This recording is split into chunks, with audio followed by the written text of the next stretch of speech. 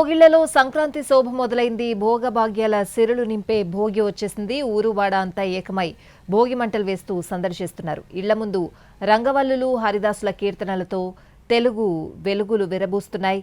కేవలం పల్లెల్లోనే కాదు, ఇటు పట్టణాల్లో కూడా భోగి మంటల ముందు ఆడుతూ పాడుతూ సందడి చేస్తున్నారు.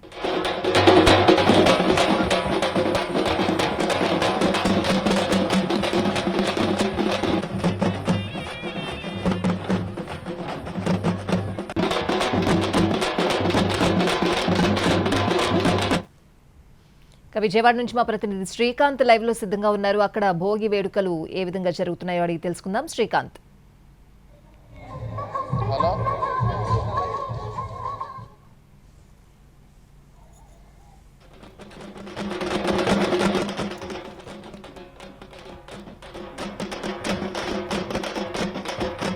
సంక్రాంతికి సంబంధించి భోగి పండుగ వేడుకలు అయితే అత్యంత వైభవంగా జరుగుతున్నాయి. ప్రస్తుతం విజయవాడ గొల్లపూడిలో ఉన్న మంత్రి పాదసారథి కూడా ఈ వేడుకల్లో పాల్గొన్నారు. సార్, ఎలా సెలబ్రేట్ చేసుకున్నారు? ప్రజలకు ఏం చెప్తారు పండుగ రోజు?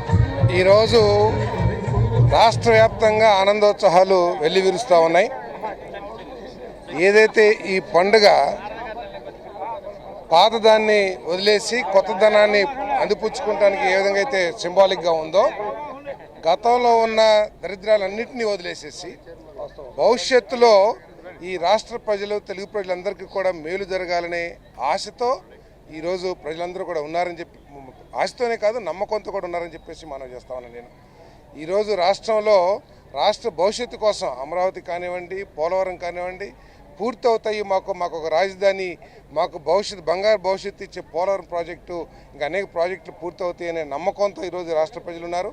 అదేవిధంగా ఈ రాష్ట్రంలో చదువుకున్న యువకులు ఏమి చేయాలి, మా భవిష్యత్తు ఏంటి అని ఆగమ్య గోచరంగా ఉన్న పరిస్థితుల నుంచి పర్లేదు మాకు గూగుల్ వస్తుంది, మాకు కాగ్నిజెంట్ వస్తుంది, ఆశ్రయ మిట్టల్ వస్తుంది, లేకపోతే బీపీసీఎల్ వస్తుంది అని మాకు ఉద్యోగాలు వస్తాయనే ఆశతో ఈ రాష్ట్రంలో యువకులందరూ కూడా ఉన్నారు. అదేవిధంగా రైతులు కూడా పండించిన పంటని వెంటనే కొనేసి మా మద్దతు ధరకి 24 గంటల్లో డబ్బులు ఇచ్చిన ప్రభుత్వం ఏదైనా ఉందంటే అది చంద్రబాబు నాయుడు గారి నాయకత్వంలోని కూటమి ప్రభుత్వం అని చెప్పేసి మనం చేస్తున్నాం.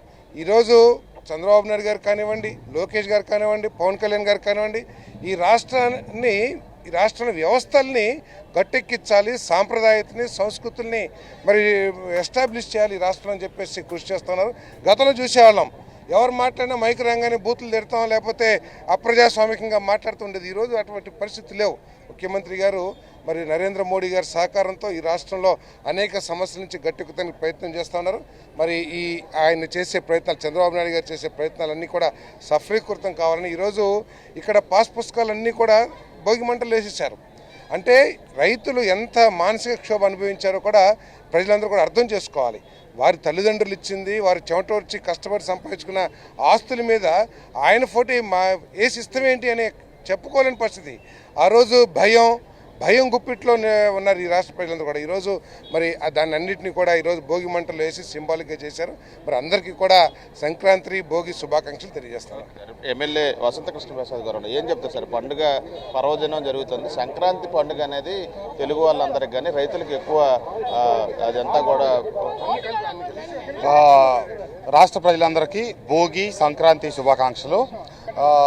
చెడు వదిలేసి మంచి దిశగా ప్రయాణం సాగుతూ ఉంది ఈ రాష్ట్రం. భోగి సందర్భంగా భోగి మంటల్లో ఏమైతే గత ప్రభుత్వం అనాలోచితంగా చేసిన స్వంత ప్రచారం కోసం పాస్ పుస్తకాలను కూడా వదిలిపెట్టలేదు. ఈరోజు రైతులు కూటమి ప్రభుత్వం అధికారంలోకి వచ్చిన తర్వాత రాజముద్రతో వేసిన పాస్ పుస్తకాలు వచ్చాక పాత పాస్ పుస్తకాలు భోగి మంటలు వేయడం జరిగింది. అందరికీ కూటమి ప్రభుత్వంలో పోలవరం దగ్గర నుంచి అన్ని రాష్ట్రం అంతా మంచి జరగాలని ఆకాంక్షిస్తూ ధన్యవాదాలు. ఇది మొత్తంగా అయితే ఒకవైపున పండుగ సంబరాలు అయితే ఒకవైపున కొనసాగుతున్న పరిస్థితి. అటు గంగిరెద్దులు మొదలు సంక్రాంతి భోగి పండుగ మొత్తం అన్నీ కూడా ప్రస్తుతం గొల్లపూడి సర్కిల్లో అయితే ఘనంగా జరుగుతున్న పరిస్థితి. స్థానికంగా ఉన్న ప్రజలందరూ కూడా ప్రస్తుతం ఈ కార్యక్రమంలో పాల్గొంటూ ఉన్నారు. సంక్రాంతి పండుగ అనేది అటు రైతులతో పాటు తెలుగు వాళ్ళందరి సంస్కృతికి సంబంధించి ఒక ప్రతిబింబం కాబట్టి ఆ పండుగలో ప్రతి ఒక్కళ్ళు కూడా పాల్గొంటున్న పరిస్థితి స్పష్టంగా కనపడతా ఉంది. మొత్తం జిల్లా వ్యాప్తంగా కూడా ఇదే విధంగా పండుగ సంబరాలు అయితే కొనసాగుతున్న పరిస్థితి ఉంది. హైదరాబాద్ స్టూడియో.